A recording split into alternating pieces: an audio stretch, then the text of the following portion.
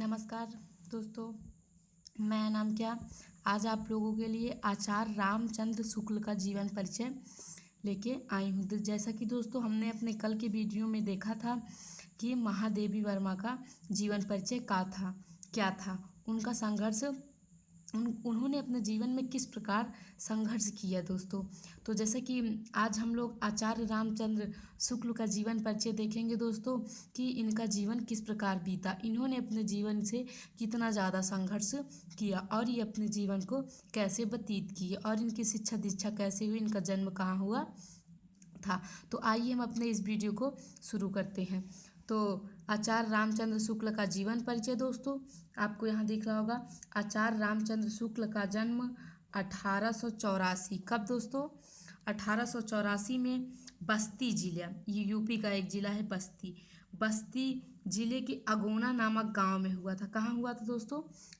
देखिए, अगर राज्य की बात करते हैं, किसकी बात करते हैं? राज्य की बात करेंगे तो यूपी होगा, और जिले की बात करेंगे तो दोस्तों बस्ती होगा, और ग्राम की बात करेंगे तो अगोना होगा।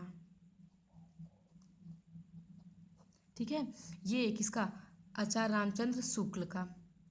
ठीक है, ये किस जिले में जन्म लिए थे? तो यूपी में, और यूपी एक राज्य है और यूपी के एक राज्य बस्ती में, और बस्ती के एक गांव अगोना में आचार्य रामचंद्र का शुक्ल का जन्म हुआ था, ग्राम में हुआ था।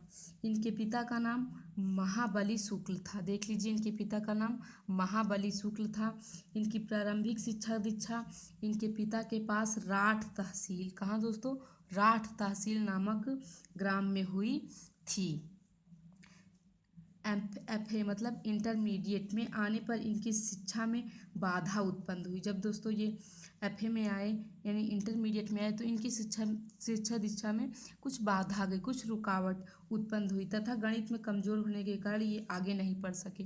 इनकी गणित दोस्तों बहुत ही ज़्यादा कमज़ोर थी, जिसके कारण ये आगे नहीं पढ़ सके। एक प्रकार से कह सकते हैं कि फेल हो गए थे, आगे नहीं बढ़ सके।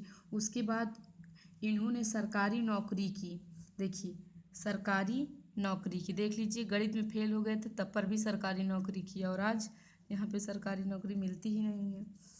इन्होंने सरकारी नौकरी की, किंतु स्वाभिमान के कारण इन्होंने सरकारी नौकरी छोड़ दी। अब देखिए, स्वाभिमान के कारण इन्होंने अपनी सरकारी नौकरी भी छोड़ दी। थोड़े समय के लिए मिर्ज़ापुर के मिशन स्कूल में चित्रकला के अध्यापक के रूप में कार्य किया। देखिए, किंतु स्वाभिमान के कारण इन्होंने सरकारी नौकरी भी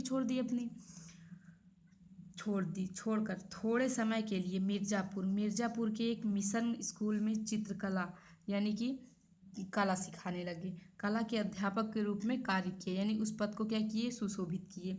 मिर्ज़ापुर के पंडित केदारनाथ पाठक एवं प्रेमघन के संपर्क में आकर इन्होंने हिंदी, उर्दू, बांग्ला, संस्कृत, अंग्रेजी। देखिए, मिर्ज़ापुर के पंडित कौन थे? वो पंडित केदारनाथ पाठक थे।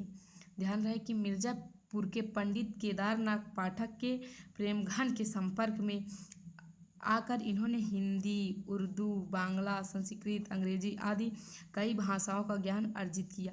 आनंद कदम्बनी, ये दोस्तों ने बहुत से पत्रिकाओं का प्रचारण किया था, वही एक आनंद कदम्बनी भी है। आनंद कदम्बनी नामक पत्रिका में इनकी रचनाएं प्रकाशित होने लगी। अब ये रचना भी करने लगे और आनंद कदम्बनी में प्रकाशित होने लगी। इन्होंने 19 वर्ष तक नागरी प्रचारणी सभा में हिंदी शब्द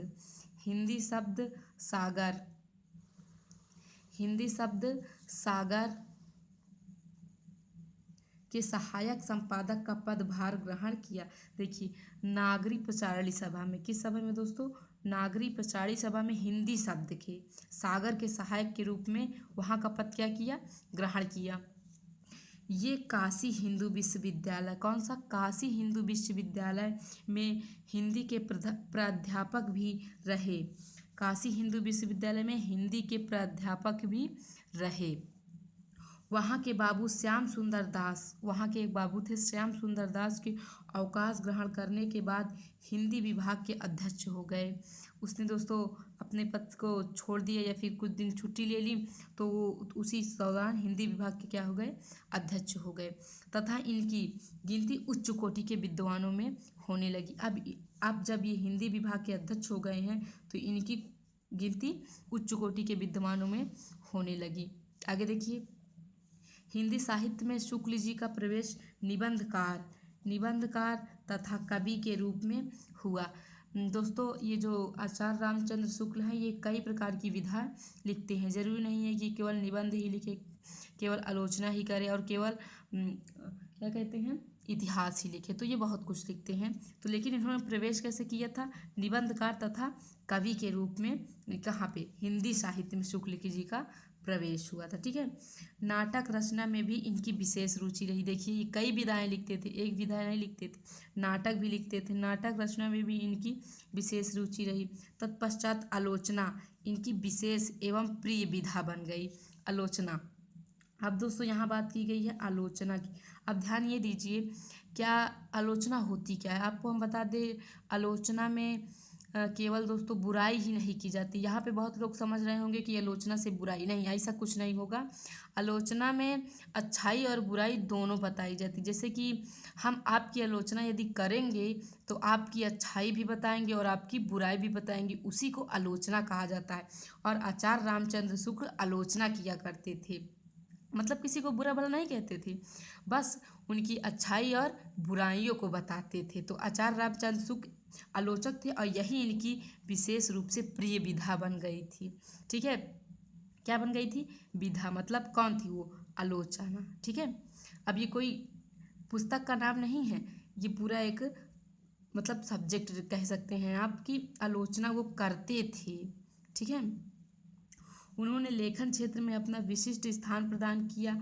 वे अपने जीवन के अंतिम क्षणों तक साहित्य लेखन में निरंतर आगे लगे हुए। अब आगे देखते हैं हम लोग दोस्तों।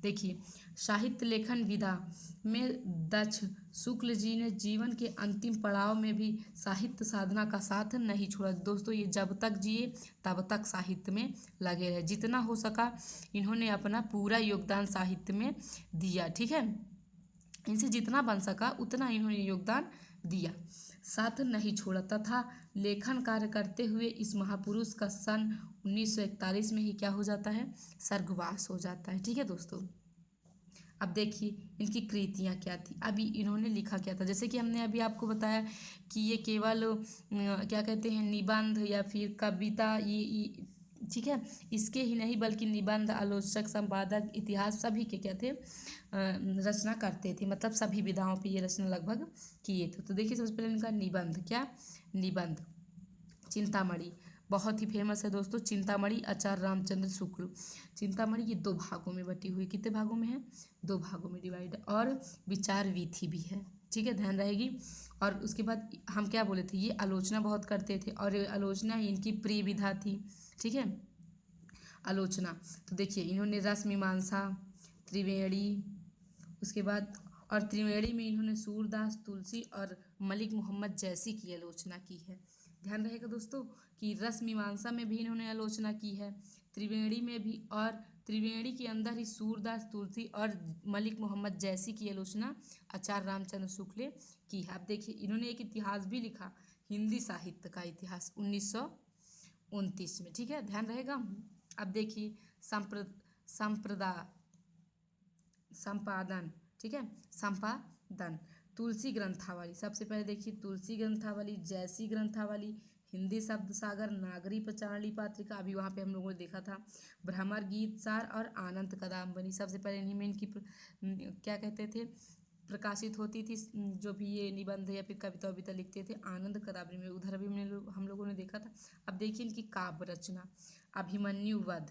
सबसे पहले इनकी काव्य रचना क्या थी, अभिमन्यु वध और 11 वर्ष का समय, ये इनकी काव्य रचना है। अब देखिए इन्होंने अनुवाद भी किया है, देखिए कितनी विधा पे इन्होंने काम किया है।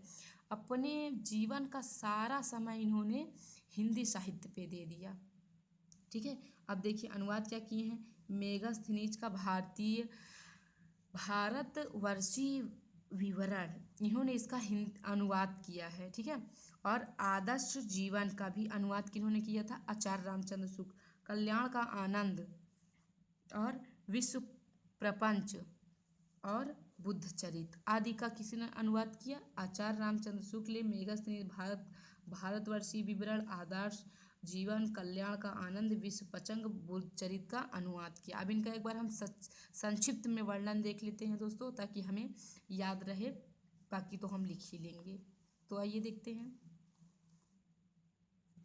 तो देखिए, इनका नाम जैसे कि आप हम सब लोग जानते हैं, आचार्य रामचंद्र शुक्ल। जन्म 84 में हुई थी। याद कैसे करेंगे दोस्तों, जैसे कि बहुत से लोगों को इसमें याद होगा कि जो 1885 सन है, इसी में कांग्रेस सरकार की स्थापना हुई थी। किसकी हुई थी? कांग्रेस सरकार की स्थापना हुई थी। तो ऐसे याद कर लीजिए कि कांग्रेस सरकार की जब स्थापना हुई थी तो उसके 1 साल पहले आचार्य रामचंद्र शुक्ल जी का जन्म हुआ था, ठीक है। आइए आगे बढ़ते हैं। जन्म स्थान था बस्ती के अगोना जिले में। माँ पिता का नाम इनके चंद्रबली शुक्ला था। शिक्षा दोस्तों पूरी एफए तक किए थे। एफए के बाद ही उनकी शिक्षा में बाधा आ गई, तो उन्होंने पढ़ाई नहीं की। आजीविका क्या थी? अध्यापन था, लेखन था और प्रबंधक था। इन्होंने अपने सारे जीवन में बहुत ज़्यादा अध्यापक के पद पे रहे, लेखन लिखी मतलब लेख लिखे और प्रबंधक रहे, ठीक है। अब देखिए, इनकी मृत्यु 1941 में हो जाती है। कभी हो जाती है? तो 1941 में। लेखन विधा, तो देखिए मतलब कि किस किस विधा पे ये रचना करते थे। हमने बताया आलोचना इनकी सबसे प्रिय विधा थी। निबंध भी लिखते थे, नाटक भी लिखते थे, पत्रिका भी लिखते थे, काव्य भी लिखे हैं और इतिहास भी लिखे। इतिहास तो हिंदी साहित्य का इतिहास लिखे। और देख लीजिए इनका,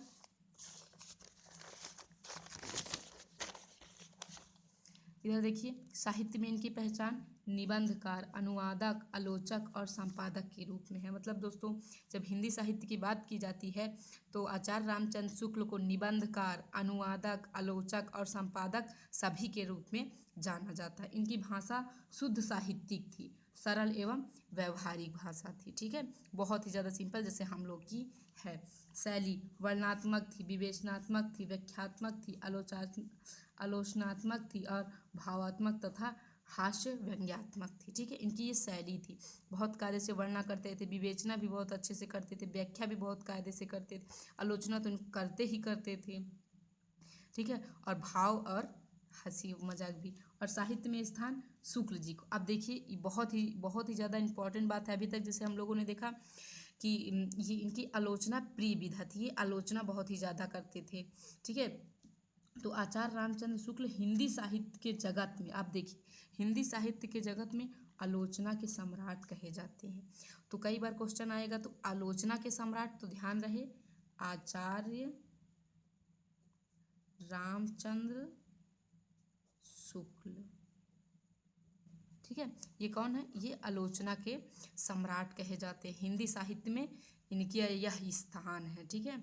तो दोस्तों, हमने आपको क्या कहते हैं, आचार्य रामचंद्र शुक्ल का जीवन परिचय बता दिया, उनकी रचनाएं बता दी, उनका संक्षिप्त वर्णन भी एक बार आपको बता दिया।